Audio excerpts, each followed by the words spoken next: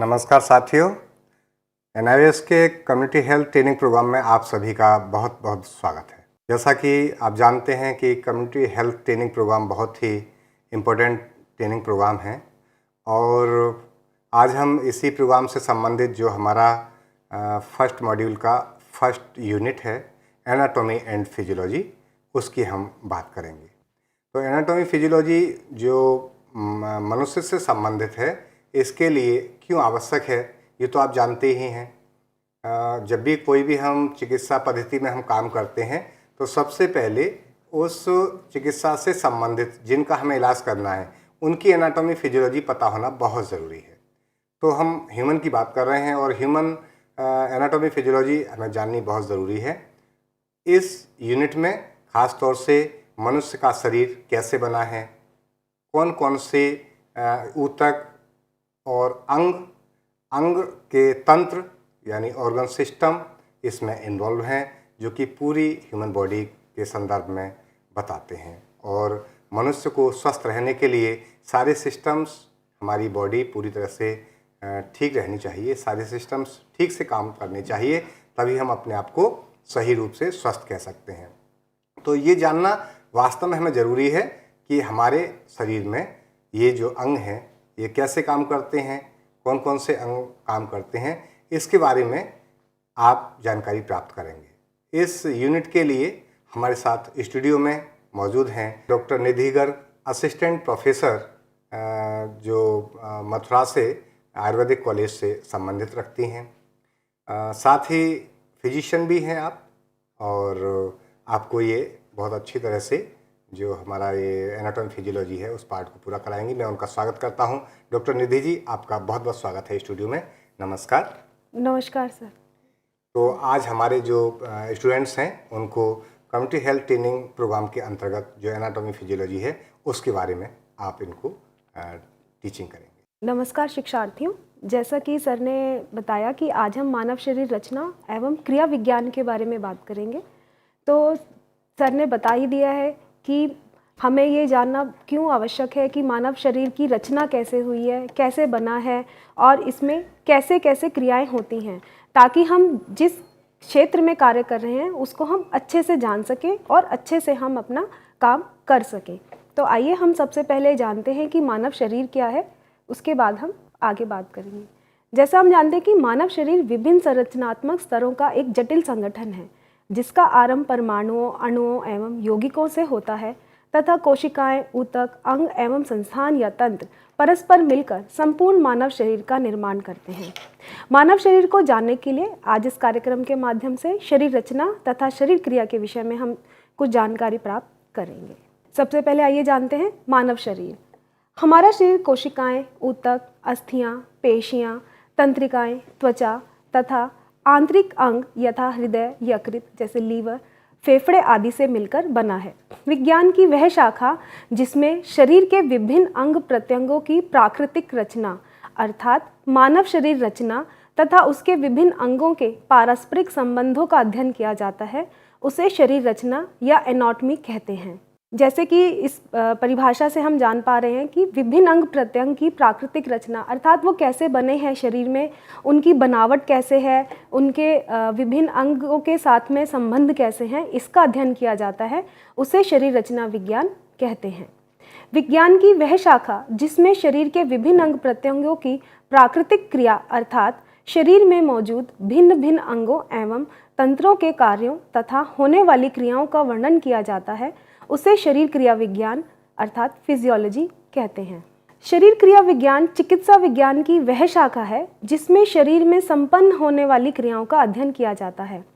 इसके अंतर्गत मनुष्य या किसी अन्य प्राणी पादप के शरीर में मौजूद भिन्न भिन्न अंगों एवं तंत्रों अर्थात सिस्टम्स के कार्यों और उनके कार्यों के होने के कारणों के साथ साथ उनसे संबंधित चिकित्सा विज्ञान के नियमों का भी ज्ञान दिया जाता है। उदाहरण के लिए कान सुनने का कार्य करते हैं और आंखें देखने का कार्य करती हैं, लेकिन शरीर क्रिया विज्ञान सुनने और देखने के संबंध में यह ज्ञान कराती है कि ध्वनि कान के पर्दे पर किस प्रकार पहुंचती है और प्रकाश की किरणें आंखों के लेंसों पर पड़ते हुए किस प्रकार वस्तु की छवि मस्तिष्क तक पहुंचाती है। इसी प्रकार मनुष्य जो भोजन करता है उसका पाचन किस प्रकार होता है, पाचन के अंत में उसका आंतों की भित्तियों से अवशोषण किस प्रकार होता है, ये सब हम शरीर क्रिया विज्ञान के माध्यम से जानते हैं।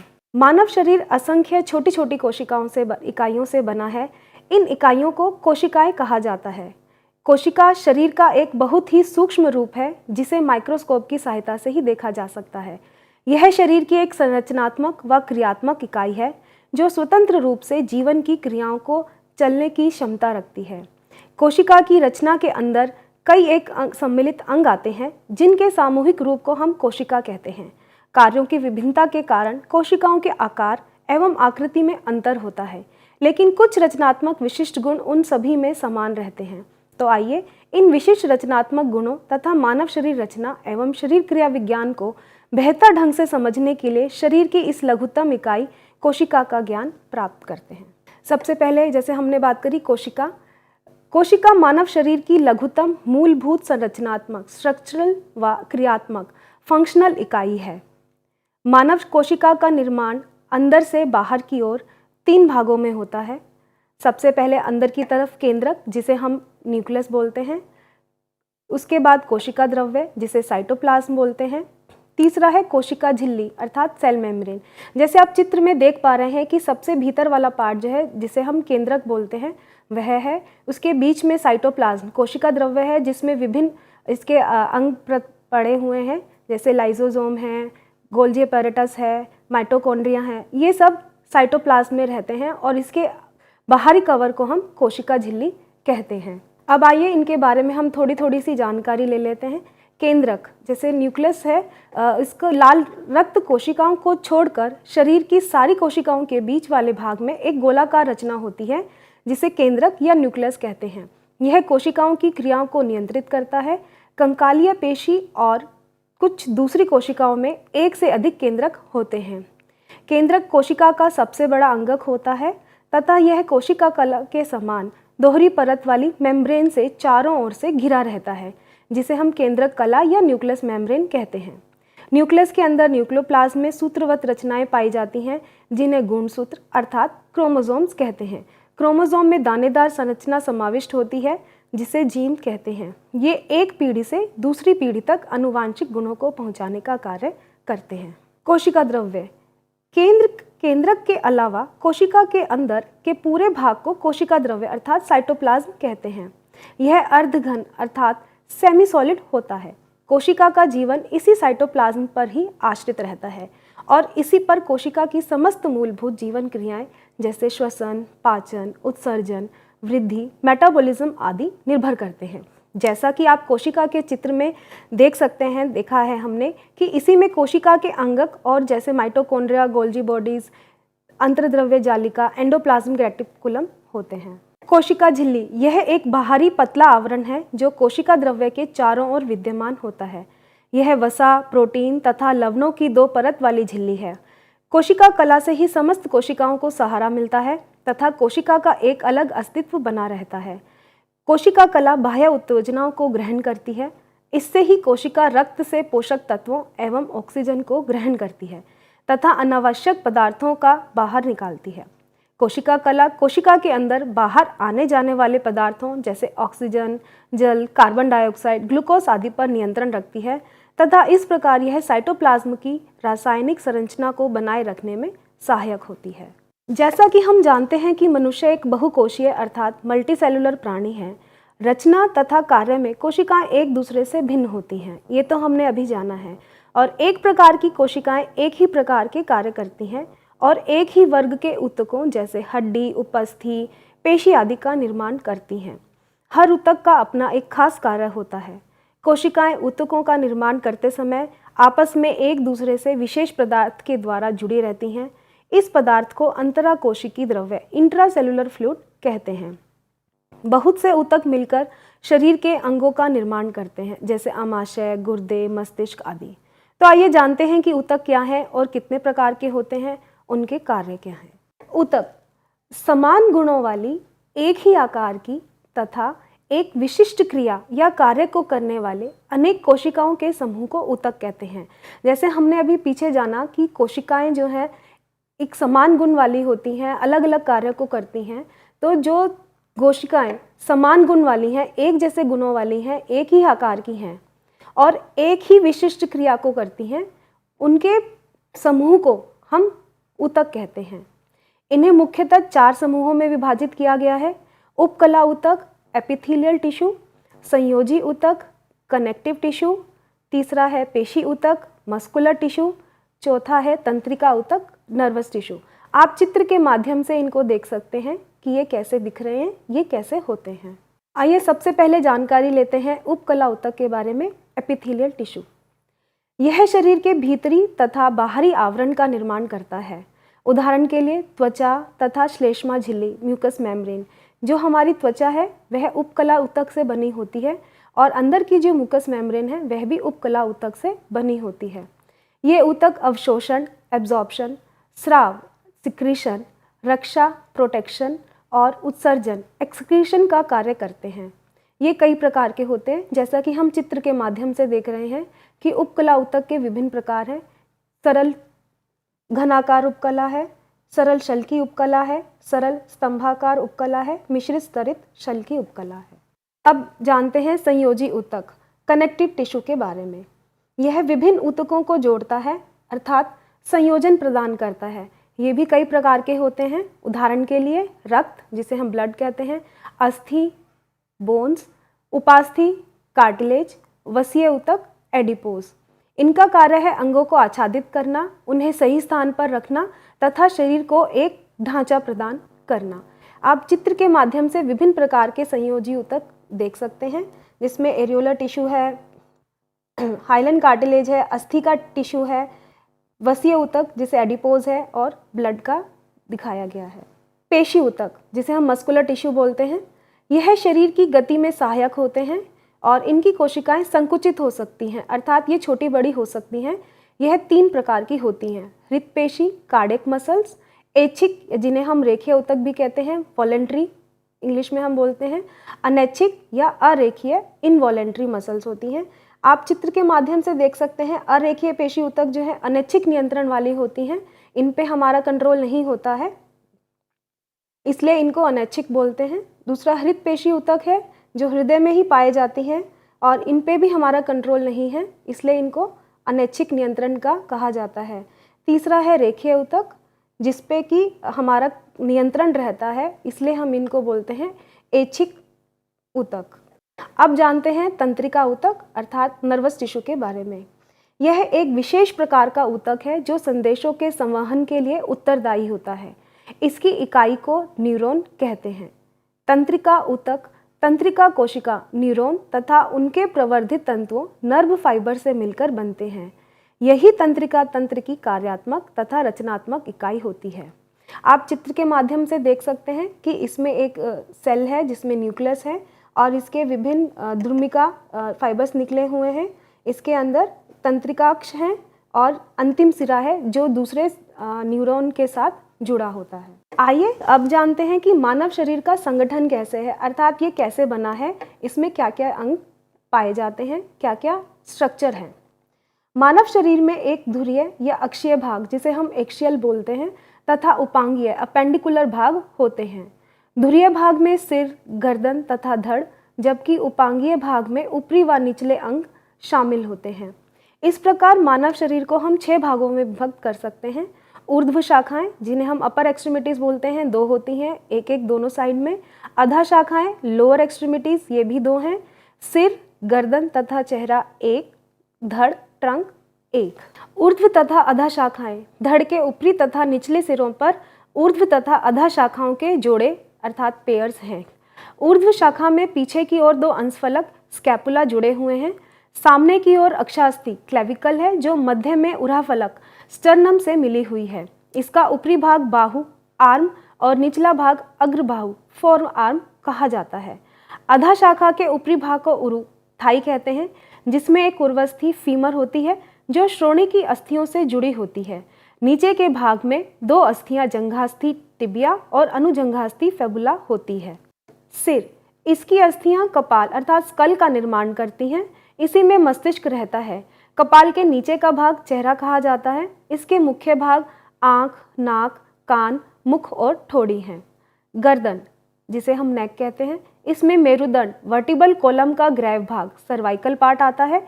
गर्दन से पेशियां, सिराएं, कंठ, लैरिंक्स जिसे हम कहते हैं, श्वास नली, ट्रैकिया, ग्रास नली, ईसोफेगस आदि वक्ष में आते हैं। धड़, यह शरीर का सबसे बड़ा और बीच का भाग है। इसमें सभी बड़े बड़े अंग स्थित हैं। यह एक बहुत बड़ा रिक्त स्थान है जिसे गुहा अर्थात कैविटी कहा जाता है। यह 3 भागों में विभक्त किया जाता है: वक्ष गुहा थोरैसिक कैविटी, उदर गुहा एब्डोमिनल कैविटी, श्रोणि गुहा पेल्विक कैविटी। सबसे पहले जानते हैं वक्ष गुहा के बारे में।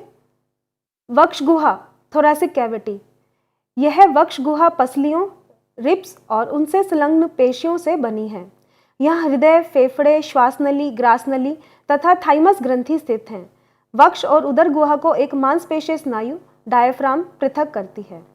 उदर गुहा एब्डोमिनल कैविटी, वक्ष के नीचे की गुहा को उदर गुहा कहते हैं। यह वक्ष की अपेक्षा बड़ी होती है।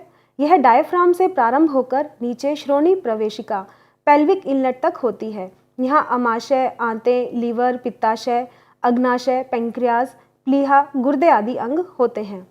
श्रोणि गुहा पेल्विक कैविटी, यह चारों ओर से श्रोणि अस्थियों से घिरा है। इसमें छोटी आंत की कुंडलियां, बड़ी आंत के अंतिम भाग, वक्र, हृदयहंत्र तथा मलाशय, मूत्राशय तथा आंतरिक जननेंद्रिया जैसे महिलाओं में गर्भाशय समाविष्ट हैं। आइए अब जानते हैं इन अंग और अंग संस्थान अर्थात ऑर्गन एंड सिस्टम के बारे में। अंग एक विशिष्ट ऊतकों का समूह है जो एक विशिष्ट प्रकार की क्रिया को निष्पादित करते हैं, जैसे हृदय, यकृत, गुर्दा आदि। एक विशिष्ट प्रकार की क्रिया करने वाले अंगों के समूह को संस्थान या तंत्र कहते हैं। शरीर की प्रत्येक क्रिया के लिए विशिष्ट तंत्र का प्रयोग किया जाता है। जैसे कि हमने पहले जाना था कि विभिन्न प्रकार की समान गुणों वाली विशिष्ट कार्य करने वाली जो कोशिकाएं होती हैं वह एक ऊतक का निर्माण करती हैं। तो उसी प्रकार विशिष्ट ऊतकों का समूह एक अंग का निर्माण करते हैं जो कि एक विशिष्ट प्रकार की क्रिया को निष्पादित करते हैं। जैसे हृदय है, यह सर्कुलेशन का कार्य करता है। यकृत है, यह पाचन में सहायता करता है। गुर्दा है, एक्सक्रीशन का कार्य करता है। यूरिन फॉर्मेशन का कार्य गुर्दे का होता है। इसी तरह हम कह सकते हैं कि जब विशिष्ट ऊतकों का समूह है उसे हम अंग कहते हैं। इसलिए जब एक विशिष्ट प्रकार की क्रिया करने वाले अंगों का समूह जब इकट्ठा होता है, जब समूह बनता है, तो उसे हम संस्थान या तंत्र कहते हैं, जिसमें विशिष्ट क्रिया करने वाले विभिन्न अंग एक साथ कार्य करते हैं। हमारे शरीर में 10 विभिन्न तंत्र विद्यमान हैं। त्वचा तंत्र, जिसे हम इंटेग्यूमेंट्री सिस्टम कहते हैं, कंकाल तंत्र, स्केलेटल सिस्टम, पेशीय तंत्र, मस्कुलर सिस्टम, श्वसन तंत्र, रेस्पिरेटरी सिस्टम, पाचन तंत्र, डाइजेस्टिव सिस्टम, परिसंचरण तंत्र, सर्कुलेटरी सिस्टम, मूत्रवह तंत्र, यूरिनरी सिस्टम, अंतःस्रावी तंत्र, एंडोक्राइन सिस्टम, प्रजनन तंत्र, रिप्रोडक्टिव सिस्टम और तंत्रिका तंत्र, नर्वस सिस्टम। प्रजनन तंत्र के अतिरिक्त अन्य सभी तंत्र पुरुष तथा स्त्री में समान होते हैं। इन तंत्रों के अतिरिक्त मानव शरीर में 5 ज्ञानेंद्रियां, सेंस ऑर्गन्स भी होती हैं, जिन्हें हम नेत्र, कर्ण, नासा, जिह्वा, त्वचा के नाम से जानते हैं। आइए अब जानते हैं अध्यावरणी तंत्र इंटेग्यूमेंट्री सिस्टम के बारे में। सबसे पहले इसकी हम रचना देख लेते हैं। त्वचा शरीर का सबसे बड़ा अंग है। त्वचा में बाह्य त्वचा एपिडर्मिस की एक बाहरी परत होती है जो उपकला ऊतक से बनी होती है। इसकी गहरी परत को चर्म अर्थात डर्मिस कहते हैं तथा इसमें रक्तवाहिकाएं, तंत्रिकाएं, रोमपुटक तथा स्वेद व वसा ग्रंथियां स्थित होती हैं। इस तंत्र में त्वचा, बाल, स्वेद, वसा ग्रंथियां तथा नाखून शामिल हैं। जैसा आप चित्र में भी देख सकते हैं कि ये इंटेग्यूमेंट्री सिस्टम का एक चित्र है जिसमें बाल है, स्वेद रंध्र, पेशी, तंत्रिका, स्वेद ग्रंथि, वसा ग्रंथि, रोमपुटक, वसीय ऊतक, ये सब आप इसमें अच्छे से देख सकते हैं। अब इसके कार्य के बारे में हम जानते हैं कि इसके कार्य अर्थात फंक्शंस क्या हैं। त्वचा शरीर की संपूर्ण बाहरी सतह को आवृत किए हुए है। शरीर को घातक पदार्थों तथा प्रभावों से सुरक्षा प्रदान करती है। सूक्ष्म जीवों के प्रवेश में अवरोध का काम भी त्वचा ही करती है। स्वेद ग्रंथियों की सहायता से अपशिष्ट पदार्थों का उत्सर्जन करती है। शरीर के तापमान को नियंत्रित करने में सहायक होती है। यह एक ज्ञानेंद्रिय भी है जिसमें स्पर्श, तापमान, दाब तथा पीड़ा के ग्राही अर्थात रिसेप्टर्स होते हैं। आइए अब जानते हैं कंकाल तंत्र के विषय में, अर्थात स्केलेटल सिस्टम। अस्थियों के ढांचे फ्रेमवर्क को कंकाल स्केलेटन कहते हैं। यह दो प्रकार का होता है। अक्षीय कंकाल, जिसे हम एक्शियल स्केलेटन बोलते हैं, यह कपाल तथा मेरु सहित उरोअस्थि व पसलियों से युक्त है। उपांगीय कंकाल अपेंडिकुलर स्केलेटन, यह अंशीय कंधा, मेखला, ऊर्ध्व व अधः शाखाओं व श्रोणि से बना है। मेखला अर्थात पेक्टोरल गर्डल्स, जो आप ये लाल कलर का इसमें देख रहे हैं, ये आपका अपेंडिकुलर सिस्टम है, अपेंडिकुलर स्केलेटन है। और जो नीले रंग का आप चित्र में देख रहे हैं, ये आपका एक्शियल अर्थात अक्षीय कंकाल है। जैसे हमने पीछे भी पढ़ा था कि मानव शरीर दो धुरों पे उस पे बना है, कि एक धुरी आपका धुरीय भाग है और एक उपांगीय भाग है। तो ये इसका चित्र यहाँ पर दिखाया गया है। आप इसके माध्यम से देख सकते हैं कि जो आपका अपेंडिकुलर लटका हुआ भाग है, वह आपका शोल्डर गर्डल या जिसे हम स्कैपुला है उसके साथ ये क्लेविकल के थ्रू स्कैपुला से अटैच है। और पेक्टोरल गर्डल्स, ये इसकी ऊर्ध्व व अधः शाखाएं और श्रोणि इसके अंदर आती हैं। और जो एक्शियल सिस्टम है आपका, इसके अंदर आपका स्कल है, आपकी रिब्स हैं, आपका जो वर्टिबल कॉलम है वो इसके अंदर आता है। अब जानते हैं अस्थि के बारे में, बोन्स के बारे में। मानव शरीर में कुल 206 अस्थियां होती हैं। अस्थि जैव पदार्थ ऑर्गेनिक मैटर, जो कुल भार का 1/3 भाग होता है, तथा अजैव पदार्थ और इनऑर्गेनिक मैटर, जो कुल भार का 2/3 भाग होता है, उससे बनी होती हैं। आकार की दृष्टि से अस्थि 4 प्रकार की होती हैं। लंबी अस्थियां, जिन्हें हम लॉन्ग बोन्स कहते हैं, छोटी अस्थियां शॉर्ट बोन्स, सपाट अस्थियां फ्लैट बोन्स, अनियमित अस्थियां इर्रेगुलर बोन्स। आप चित्र के माध्यम से विभिन्न प्रकार की अस्थियों को शरीर में देख सकते हैं। सबसे पहले जानते हैं लंबी अस्थियों के बारे में। लंबी अस्थियां लॉन्ग बोन्स, ये प्रायः ऊर्ध्व व अधः शाखाओं में होती हैं। ये लीवर का समान कार्य करती हैं। ये लंबी और बीच में नालीदार होती हैं। इनके 2 विस्तारित छोर होते हैं जो चिकने तथा संधायक होते हैं। इनके उदाहरण है प्रगांडिका, जिसे हम ह्यूमरस कहते हैं, उर्विका, जिसे हम फीमर कहते हैं। छोटी अस्थियां शॉर्ट बोन्स, कंकाल में जहाँ दृढ़ता और अल्प गति की आवश्यकता होती है, वहाँ का भाग कई छोटी छोटी अस्थियों से बना होता है। पादकुर्च, जिसे हम मेटाटार्सल्स होते हैं, आदि में ये सुशिर अस्थि की बनी होती है। उदाहरण मणिबंधिका या गुल्फ अस्थियां, ये सारी छोटी छोटी अस्थियों से निर्मित होते हैं। सपाट चपटी अस्थियां, जिन्हें हम फ्लैट बोन्स बोलते हैं, जहाँ पर पेशियों के निबंधन अर्थात अटैचमेंट की अधिक स्थान की आवश्यकता होती है, वहाँ पे अस्थियां चपटी होती हैं। उदाहरण के तौर पे कपाल अस्थि, क्रेनियम बोन्स, अंशफलक, स्कैपुला, श्रोणीय अस्थि, हिप बोन आदि। आप चित्र में देख सकते हैं कि क्रेनियल बोन्स हैं, ये सपाट चेहरे सपाट होता है। स्टर्नम है वो आपका सपाट है। रिब्स है ये सपाट होते हैं। हिप बोन्स हैं ये भी सपाट होते हैं। जहाँ पर पेशियों का अटैचमेंट होना है वहाँ की अस्थियाँ चपटी पाई जाती हैं। चौथा प्रकार है अनियमित अस्थियाँ इर्रेगुलर बोन्स। इन्हें इर्रेगुलर बोन्स क्यों कहते हैं? क्योंकि इनकी आकृति विषम होती है, इस कारण इन्हें अनियमित या विषम अस्थि कहा जाता है। ये भी मुख्यतः सुशिर अस्थि की बनी होती हैं। इन्हें अनियत अस्थि भी कहा जाता है। इसका मुख्य उदाहरण है कशेरुक, वर्टिब्रा। जैसे आप चित्र में देख सकते हैं कि वर्टिब्रा है, इसका कोई भी सिरा नियमित नहीं है, कहीं पे निकले हुए हैं, तो इसलिए हम इन्हें अनियमित अस्थियां कहते हैं। अस्थियों के कार्य: शरीर को आकार व बल प्रदान करती हैं, पेशीय क्रियाओं के लिए लीवर का कार्य करती हैं, कोमल अंगों की पूर्ण सुरक्षा करती हैं, मांसपेशियों, कंडरा, स्नायु आदि के उद्गम और निवेश द्वारा शरीर की प्रत्येक क्रिया का साधन बनती हैं। अस्थि मज्जा रक्त कोशिकाओं का निर्माण करता है। आइए अब जानते हैं पेशी तंत्र अर्थात मस्कुलर सिस्टम के बारे में। हमारे शरीर में लगभग 500 पेशियां हैं। इन्हें 2 भागों में विभक्त किया गया है, ऐच्छिक या स्वतंत्र, जिन्हें हम वॉलेंट्री कहते हैं। जो पेशियां मनुष्य की इच्छा अनुसार कार्य करें उन्हें हम ऐच्छिक मांसपेशियां कहते हैं। इन पर श्वेत और काली धारी पाई जाती हैं। ये विशेष रूप से कंकाल में लगी रहती हैं। इसका उदाहरण है कंकाल पेशियां। क्योंकि इनमें श्वेत और काली धारी पाई जाती हैं, इसलिए इन्हें रेखीय मांसपेशी भी कहा जाता है। दूसरी है अनैच्छिक या परतंत्र, इनवॉलेंट्री मसल्स। जो पेशियां मनुष्य की इच्छा अनुसार कार्य नहीं करती हैं उन्हें हम अनैच्छिक या परतंत्र मांसपेशी कहते हैं। इनमें धारियां नहीं होती हैं, इसलिए इन्हें अरेखीय कहते हैं। इनमें तालबद्धता, रिदमसिटी होती है। यह पेशियां प्राणी के भीतर अवयवों या कोष्ठ के भीतर रहती हैं। इसके उदाहरण हैं हृदय तथा आंतरिकी पेशियां। मांसपेशी के कार्य।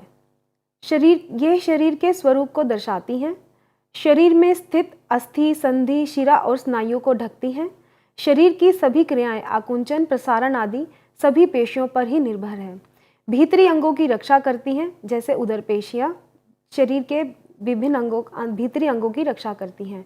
रक्त संचार के कार्य में सहायक होती हैं। हृदय का स्पंदन आदि भी पेशियों द्वारा संपन्न होता है। आइए अब जानते हैं श्वसन तंत्र, रेस्पिरेटरी सिस्टम के बारे में। सबसे पहले रचना देख लेते हैं। श्वसन कर्म से संबंध शरीर के भाग को श्वसन तंत्र कहते हैं। मुख्य श्वसनांग फेफड़े हैं और शेष सहायक अंग हैं। तो सहायक अंग में और क्या क्या आते हैं? नासिका, नोज, ग्रसनी, फेरिंक्स जिसे हम कहते हैं, कंठछद, एपिग्लोटिस, स्वर यंत्र लैरिंग्स, श्वास नली ट्रैकिया, दाईं और बाईं श्वसनी ब्रोंकस, श्वसनिकाएं जिन्हें हम ब्रोंक्यूल्स कहते हैं, परिकोष्ठ एट्रिया, कूपिका, एल्वियोलस। आइए इनके विषय में हम अब थोड़ी थोड़ी जानकारी प्राप्त करते हैं। नाक। वायु नाक से प्रवेश करती है। नाक में 2 नासिका प्रवेश होते हैं जिन्हें हम नेजल कैविटी कहते हैं। नाक के भीतर बाल श्वसन प्रक्रिया के दौरान ली गई वायु को साफ करते हैं। नाक का सिरा सूंघने में हमारी सहायता करता है। नाक के भीतरी भाग के सूजन को राइनाइटिस या आम भाषा में जुकाम या हम कोल्ड कहते हैं। ग्रसनी, फेरिंक्स, यह वायु तथा भोजन के लिए एक समान मार्ग है जो नाक व मुंह के पीछे स्थित है।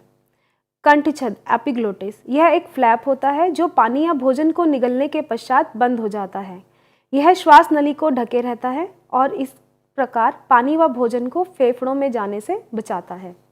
कंठ, यह ध्वनि कक्ष है जो ग्रसनी व वायु नली ट्रैकिया के मध्य स्थित है, जहां वायु कंपन के द्वारा ध्वनि उत्पन्न होती है। श्वास नली या वायु नली ट्रैकिया यह एक 10 से 11 सेंटीमीटर लंबी नली है जो गर्दन में कंठ के नीचे तथा वक्ष के भीतर विद्यमान होती है। यह 2 शाखाओं में विभाजित होती है जिन्हें दाईं तथा बाईं श्वसनी कहते हैं। यह वक्ष अर्थात थोरैक्स के मध्य होती है।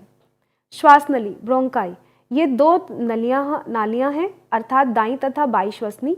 प्रत्येक श्वसनी हाइलम के माध्यम से फेफड़ों में प्रवेश करती है तथा पेड़ की शाखाओं के समान फेफड़ों में तत्काल अनेक शाखाओं में विभाजित हो जाती है। श्वसनिकाएं ब्रोंक्यूल्स, यह प्रत्येक श्वसनी की लघुत्तम शाखाएं हैं। यह पुनः उपशाखाओं में विभाजित होती हैं जिन्हें प्राइमरी, सेकेंडरी तथा टर्शरी शाखाएं कहते हैं। परिकोष्ठ आर्टिया, यह टर्शरी श्वसनियों के अंतिम भाग को परिकोष्ठ कहते हैं।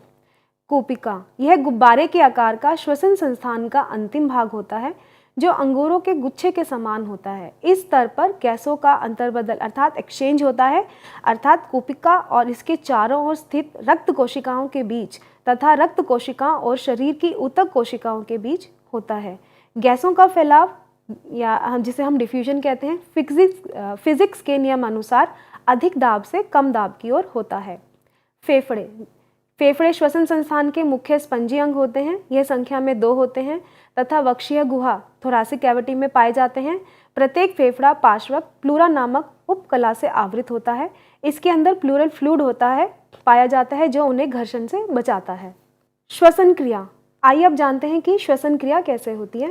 वायुमंडल से श्वास लेने इंस्पिरेशन व श्वास छोड़ने एक्सपीरेशन की अनवरत क्रिया को श्वसन कहते हैं। यह 2 प्रकार की होती है। अंतः श्वसन इंटरनल रेस्पिरेशन जिसे हम कह सकते हैं, यह कोशिकीय स्तर पर अर्थात सेलुलर लेवल पर होता है। इसमें रक्त तथा शरीर की धातुओं के बीच गैसों का विनिमय एक्सचेंज होता है। बाह्य श्वसन एक्सटर्नल रेस्पिरेशन, यह फेफड़ों में होता है तथा इसमें ऑक्सीजन लेना तथा कार्बन डाइऑक्साइड छोड़ने की क्रिया होती है। इस तंत्र द्वारा रक्त का शोधन होता है। साधारणतः स्वस्थ मनुष्य 1 मिनट में 16 से 20 बार तक श्वास लेता है। उच्च ज्वर, भारी व्यायाम के दौरान या कम ऑक्सीजन वाले वातावरण में श्वसन की दर बढ़ जाती है। आइए अब जानते हैं पाचन तंत्र के बारे में। Digestive system. रचना। भोजन के पाचन, अवशोषण तथा चयापचय से संबंधित अंग मिलकर पाचन तंत्र का निर्माण करते हैं। पाचक प्रणाली मुख से आरंभ होकर गुदा पर समाप्त होती है। इसके मुख्य अंग होते हैं मुख गुहा जिसमें दांत, जीभ और तालू आते हैं, ग्रसनी, ग्रासनली, आमाशय, छोटी आंत, बड़ी आंत। आप चित्र में देख सकते हैं पाचक संस्थान के सहायक और मुख्य अंगों को जो इसमें दिखाए गए हैं। अब जानते हैं पाचन तंत्र के सहायक अंग। लार ग्रंथियां, सेलाइवरी ग्लैंड्स, ये संख्या में 3 तथा मुख गुहा में होती हैं। इनका मुख्य कार्य लार उत्पन्न करना है जो कार्बोहाइड्रेट का प्राथमिक पाचन करता है। यकृत, लीवर जिसे हम कहते हैं, यह सबसे बड़ी ग्रंथि है। पित्त का उत्पादन इसका मुख्य कार्य है। पित्ताशय, गॉल ब्लैडर, पित्त को एकत्रित करना इसका मुख्य कार्य है। अग्नाशय, पैनक्रियास, अग्नाशय रस उत्पन्न करने के अतिरिक्त इंसुलिन निर्माण भी इसका कार्य है। पाचन संस्थान संपूर्ण शरीर के संचालन को निरंतर ऊर्जा प्रदान करता है। इसका कार्य भोजन को अंतर्ग्रहण करके उसका पाचन करना एवं अवशोषित करके रक्त में मिलाना तथा बिना पचे और व्यर्थ पदार्थों को मल के रूप में शरीर से बाहर निकालना है। पाचन प्रक्रिया। पाचन प्रणाली में 4 मुख्य क्रियाएं होती हैं। पाचन, जिसे हम डाइजेशन कहते हैं, अवशोषण, एब्जॉर्प्शन जिसे हम कहते हैं, चयापचय, मेटाबॉलिज्म, निष्कासन, एक्सक्रीशन। आइए अब इन जो 4 क्रियाएं हैं इनके बारे में हम थोड़ा थोड़ा जान लेते हैं। पाचन, यह एक यांत्रिक और रासायनिक प्रक्रिया होती है जिसमें भोजन बहुत ज़्यादा बारीक कणों में बंट जाता है तथा एंजाइम्स और पाचक रसों की क्रिया द्वारा उसका स्वरूप बदला जाता है, जिससे उसके घटक रक्त द्वारा अवशोषित हो सके तथा कोशिकाओं द्वारा उपयोग में लाए जा सके। भोजन की पाचन क्रिया की शुरुआत मुंह में चबाने से होती है। जो इसमें यांत्रिक प्रक्रिया होती है ये दांतों के द्वारा संपन्न होती है, और जो रासायनिक प्रक्रिया है वो एंजाइम्स और जूसेस जो विभिन्न प्रकार के निकलते हैं उनके द्वारा संपन्न होती है। अवशोषण, अवशोषण वह प्रक्रिया है जिसमें पाचन से प्राप्त उत्पाद जैसे glucose, fructose, amino acid, chloride, ion आदि यांत्रिक म्यूकोजा से निकलकर रक्त या लसिका में प्रवेश करते हैं। चयापचय, यह शरीर की कोशिकाओं के स्तर पर होता है जिसमें हम एनर्जी को बनाते, एटीपीज बनते हैं जिससे हमारे शरीर को एनर्जी मिलती है। यह सब कार्य चयापचय का होता है। निष्कासन, अनवशोषित अपशिष्ट पदार्थ जो हमारे शरीर में कहीं पे भी किसी प्रकार से शोषित नहीं हुए हैं वह छोटी आंत के माध्यम से बड़ी आंत में पहुंचते हैं, और बड़ी आंत में सबसे अधिक पानी का अवशोषण होता है। ठोस अपशिष्ट पदार्थ मल के रूप में मलाशय में एकत्र होते रहते हैं और मल गुदा के रास्ते शरीर से बाहर निकल जाता है। आइए अब जानते हैं परिसंचरण तंत्र, सर्कुलेटरी सिस्टम के विषय में। परिसंचरण का अर्थ है रक्त का समस्त शरीर में परिभ्रमण। परिसंचरण, जैसा कि नाम से ही पता चल रहा है कि संचरण करना, शरीर में घूमना, तो जहाँ जिस तंत्र के माध्यम से शरीर में रक्त का भ्रमण हो रहा है उसे हम परिसंचरण तंत्र कहते हैं। इसके तंत्र के मुख्य रूप से 3 अंग होते हैं, हृदय, रक्त और रक्त वाहिनियाँ। आप चित्र के माध्यम से देख सकते हैं ये एक पूरा सर्कुलेशन है जिसमें रक्त शरीर, शुद्ध रक्त शरीर से बाहर जा रहा है और अशुद्ध रक्त जो है शरीर में आ रहा है। हृदय, यह लाल रंग का तिकोना, खोखला एवं मांसल होता है जो पेशियां ऊतकों से बना है। यह पंप की तरह कार्य करता है। यह समस्त शरीर में रक्त को भेजता है। हृदय में मुख्य रूप से 4 प्रकोष्ठ जिसे हम चैम्बर्स कहते हैं होते हैं। दायां अलिंद, राइट एट्रियम, दायां निलय, राइट वेंट्रिकल, बायां अलिंद, लेफ्ट आर्ट्रियम, बायां निलय, लेफ्ट वेंट्रिकल। रक्त वाहिनियां, सबसे पहले हम इनमें धमनियों की बात करते हैं जिन्हें हम आर्टरीज बोलते हैं। यह हृदय से रक्त को शरीर के विभिन्न अंगों तक ले जाने का कार्य करते हैं। शिराएं, वेन्स, यह शरीर के विभिन्न अंगों से रक्त को हृदय में वापस लाती हैं। धमनियां आमतौर पर शुद्ध रक्त को वहन करती हैं और शिराएं अशुद्ध रक्त को वहन करती हैं। परिसंचरण, सर्कुलेशन कैसे होता है? शुद्ध या ऑक्सीजन युक्त रक्त फेफड़ों से हृदय में आता है। हृदय पंपिंग क्रिया से इस रक्त को धमनियों के द्वारा पूरे शरीर में पहुंचाता है। अशुद्ध या ऑक्सीजन रहित शिराओं द्वारा फिर हृदय की ओर आता है। हृदय इस रक्त को ऑक्सीजन प्राप्त करने के लिए फिर से फेफड़ों में भेजता है। इस प्रकार ये चक्र निरंतर चलता रहता है। हृदय प्रति मिनट 70 से 80 बार स्पंदन करता है। क्योंकि यह पूरी एक साइकिल रहती है इसलिए हम इसको चक्र बोल रहे हैं और परिसंचरण तंत्र कह रहे हैं। परिसंचरण तंत्र के कार्य: खाद्य पदार्थों, पोषक तत्वों, ऑक्सीजन व कार्बन डाइऑक्साइड तथा हार्मोन्स का परिवहन परिसंचरण तंत्र के द्वारा ही किया जाता है। उत्सर्जी पदार्थों का विसर्जन इसका मेन कार्य है। शरीर के तापमान का नियमन, शरीर की रोगों से रक्षा करना, रक्त स्कंदन करना, समस्थैतिकता होम्योस्टैटिस बनाए रखना शरीर में, यह मुख्य कार्य परिसंचरण तंत्र का है।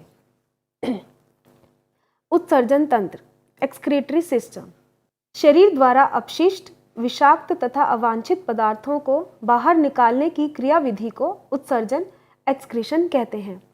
त्वचा, फेफड़े, आंत्र, गुर्दे, यकृत आदि उत्सर्जी अंग हैं। अधिकतम उत्सर्जन गुर्दों द्वारा किया जाता है, अतः इसे मूत्र तंत्र यूरिनरी सिस्टम भी कहते हैं। मूत्र तंत्र के मुख्य अंग हैं 2 गुर्दे किडनीज, 2 मूत्रवाहिकाएं यूरेटर्स, मूत्राशय यूरिनरी ब्लैडर, मूत्रमार्ग यूरेथ्रा। आप चित्र के माध्यम में देख सकते हैं उत्सर्जन तंत्र जिसमें 2 किडनीज हैं और इसके साथ आर्टरीज वेन्स हैं, नीचे यूरिनरी ब्लैडर है। सबसे पहले जानते हैं वृक्क के बारे में, किडनीज के बारे में।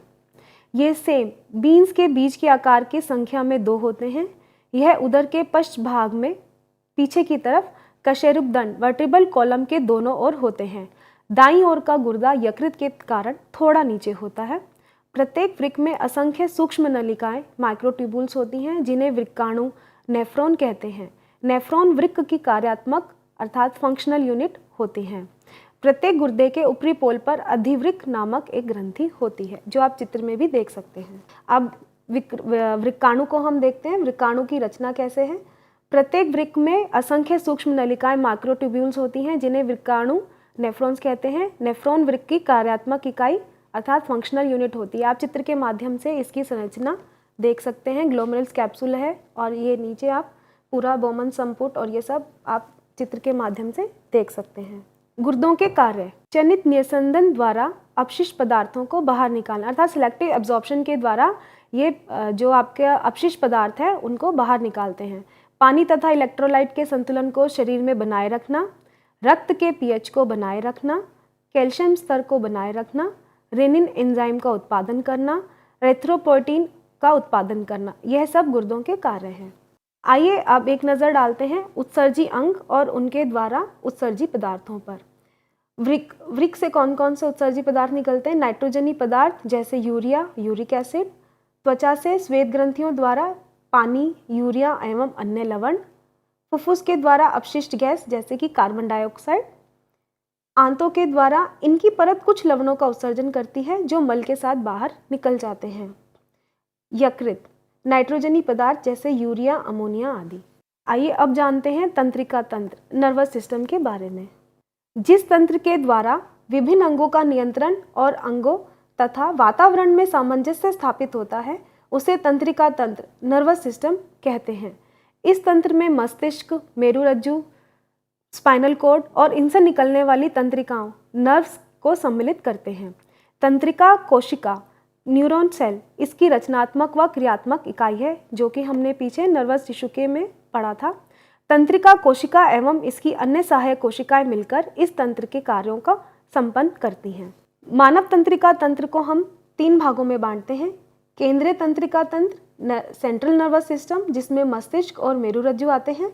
परिधीय तंत्रिका तंत्र, पेरिफेरल नर्वस सिस्टम, इसमें कपालीय तंत्रिकाएं, क्रेनियल नर्व्स, मेरुरज्जु की तंत्रिकाएं, स्पाइनल नर्व्स और गुच्छिका गैंग्लिया आते हैं।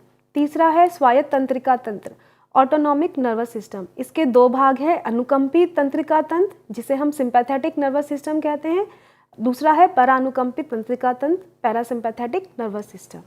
मस्तिष्क, यह संपूर्ण शरीर तथा स्वयं तंत्रिका तंत्र का नियंत्रण कक्ष है। इसके भाग होते हैं प्रमस्तिष्क, यह मस्तिष्क का सबसे बड़ा भाग है, यह बुद्धि और चतुराई का केंद्र है। अनुमस्तिष्क, इसका मुख्य कार्य शरीर का संतुलन बनाए रखना है। पोन्स, यह श्वसन को नियंत्रित करता है। मेडुला ऑब्लंगाटा, इसमें अनेक केंद्र होते हैं जो हृदय व धड़कन, रक्तचाप आदि का नियंत्रण करते हैं। मेरुरज्जु, मेडुला ऑब्लंगाटा का पिछला भाग मेरुरज्जु बनाता है। इसके 2 प्रमुख कार्य हैं, यह प्रतिवर्ती क्रियाओं का नियंत्रण एवं समन्वय करती हैं, यह मस्तिष्क से आने जाने वाली उद्दीपनों का संवहन करती है। नर्वस सिस्टम के कार्य देख लेते हैं। विभिन्न अंगों की भिन्न भिन्न क्रियाओं का संचालन एवं नियंत्रण करना, समस्त मानसिक कार्यों का नियंत्रण करना, शरीर को बाहरी वातावरण के अनुसार प्रतिक्रिया करने में सहायता देना, विभिन्न ग्रंथियों एवं ऊतकों के कार्यों में समन्वय बनाकर शरीर के आंतरिक पर्यावरण का नियमन करना। आइए अब जानते हैं अंतःस्रावी तंत्र एंडोक्राइन सिस्टम के विषय में। अंतःस्रावी तंत्र छोटे अंगों ग्रंथियों की एक एकीकृत प्रणाली है जिनसे हार्मोन का स्राव होता है। ये ग्रंथियां नलिका रहित डक्टलेस होती हैं तथा हार्मोन को रक्त परिसंचरण में निर्गम करती हैं। मस्तिष्क ही अंतःस्रावी तंत्र का केंद्र है। अंतःस्रावी तंत्र शरीर के चय अपचय, वृद्धि विकास डेवलपमेंट, ग्रोथ डेवलपमेंट, यौवन प्यूबर्टी, जनन, ऊतक क्रियाएं, मूड तथा अनेक अन्य परिक्रियाओं के लिए उत्तरदायी है। शरीर में प्रमुख अंतःस्रावी ग्रंथियां हैं पीयूष ग्रंथि, पिट्यूटरी, दूसरी है अवटु ग्रंथि थायराइड, तीसरी परावटु पैराथायराइड, चौथी है अधिवृक्क एड्रिनल, पांचवी है अग्नाशय पैनक्रियास, छठी है अंडाशय ओवरीज, सातवीं वृषण टेस्टिस। आप चित्र में प्रमुख अंतःस्रावी ग्रंथियां पुरुष और महिला के विषय में देख सकते हैं। वृषण पुरुषों में पाया जाता है, अंडाशय महिलाओं में पाया जाता है। आइए एक नज़र डालते हैं कि ग्रंथि कौन कौन सी ग्रंथि कौन कौन से हार्मोन्स को सिक्रीट करती हैं। सबसे पहले है पीयूष ग्रंथि। इसके दो भाग रहते हैं, अग्र पीयूष और पश्च पीयूष, जिसे हम एंटीरियर पिट्यूटरी और पोस्टीरियर पिट्यूटरी कहते हैं। इसमें से देख लेते हैं सबसे पहले एंटीरियर पिट्यूटरी में से कौन कौन से हार्मोन्स आते हैं। ग्रोथ हार्मोन जो कि शरीर में वृद्धि के उत्तरदायी होता है, ग्रोथ के लिए उत्तरदायी होता है, ग्रोथ हार्मोन बोलते हैं। TSH थायराइड स्टिमुलेटिंग हार्मोन जो कि थायराइड से निकलने वाले हार्मोन को स्टिमुलेट करता है। फॉलिकल स्टिमुलेटिंग हार्मोन जिसे हम FSH बोलते हैं, यह फॉलिकल्स को स्टिमुलेट करने में जो ओवरीज में रहते हैं उनकी मदद करता है। ACTH एसिटोकोर्टिकोथायरॉयड हार्मोन, उसको हम ये एड्रिनल ग्लैंड्स में मदद करता है। LH ल्यूटिनाइजिंग हार्मोन्स और प्रोलैक्टिन, ये दोनों फीमेल्स में कार्य करते हैं। पोस्टीरियर पिट्यूटरी से ADH और ऑक्सीटोसिन निकलता है। ADH जो है यूरिन को बनाए रखने में मदद करता है, अधिक नहीं आने देता है। ऑक्सीटोसिन जो है गर्भाशय में संकुचन को हेल्प करता है। अवटु थायराइड ग्लैंड, इससे थायरोक्सिन निकलता है। परावटु पैराथायराइड जो कि पैराथायराइड हार्मोन को सिक्रीट करता है। अग्नाशय यह आपके आइलेट ऑफ लैंगरिन से इंसुलिन को सिक्रीट करता है जो कि ग्लूकोज को एब्जॉर्प्शन करने में मदद करता है। अंडाशय ओवरीज से एस्ट्रोजन एंड प्रोजेस्टेरोन निकलते हैं। वृषण टेस्टिस से टेस्टोस्टेरोन नामक हार्मोन निकलता है। अधिवृक्क यह दो भागों में हम इसको बांटते हैं, अंतःस्था और वल्कुट, जिसे हम एड्रिनल मेडुला और एड्रिनल कॉर्टेक्स बोलते हैं। एड्रिनल मेडुला से एड्रिनलिन ग्लैंड एड्रिनल हार्मोन निकलता है और एड्रिनल कॉर्टेक्स से कॉर्टिकॉइड हार्मोन्स सिक्रीट होते हैं। साथियों, डॉक्टर निधि गर्ग ने बताया कि किस तरह से ह्यूमन बॉडी और जो उसके सेल्स हैं और टिश्यूज़ हैं, जो सिस्टम्स हैं, इनके माध्यम से पूरी बनी होती है और सारे सिस्टम्स के अलग अलग कार्य हैं। सबका अपना एक महत्वपूर्ण कार्य है। ये नहीं कहा जा सकता कि किसी एक सिस्टम का कार्य बहुत ज़्यादा महत्वपूर्ण है, किसी का कम महत्वपूर्ण है। हमारे शरीर को स्वस्थ रहने के लिए सारे सिस्टम्स आवश्यक हैं और सारे सिस्टम्स के जो फंक्शंस हैं वो उतने ही इम्पोर्टेंट हैं जितने और दूसरे सिस्टम्स हैं। तो सभी सिस्टम्स को हम ठीक से समझें, जानें, क्योंकि यदि आपको हेल्थ वर्कर के रूप में काम करना है तो आपको सारे सिस्टम्स ठीक से समझने पड़ेंगे। आपको ह्यूमन बॉडी को ठीक से जानना पड़ेगा। ह्यूमन बॉडी की एक एक बारीक चीज़ को आपको समझना आवश्यक है।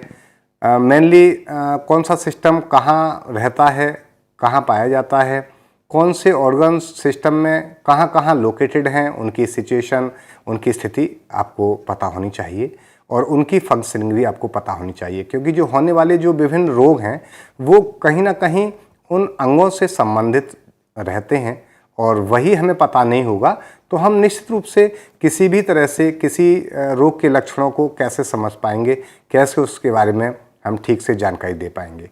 तो इस तरह से जैसा कि 10-11 सिस्टम्स ये हमारे हैं बॉडी में, और इसमें जो ख़ास तौर से मैं समझता हूँ कि सभी सिस्टम्स आप 2 सिस्टम को छोड़ करके, ये डॉक्टर निधि जी ने आपको समझाया, एक हमारा बस्ता है इसमें ज्ञानेंद्रियाँ यानी सेंस ऑर्गन सिस्टम, और एक दूसरा कौन सा बस्ता है इसमें?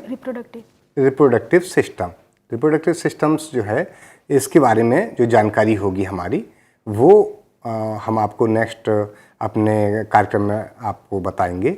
साथ में बॉडी में सबसे ज़्यादा जो इम्पोर्टेंट जिसको हम समझ सकते हैं, मानते भी हैं, प्रतिरोधक क्षमता यानी रोगों से लड़ने की जो क्षमता होती है, हर बॉडी में एक ये रोगों से लड़ने की क्षमता जो है वो निश्चित रूप से पाई जाती है।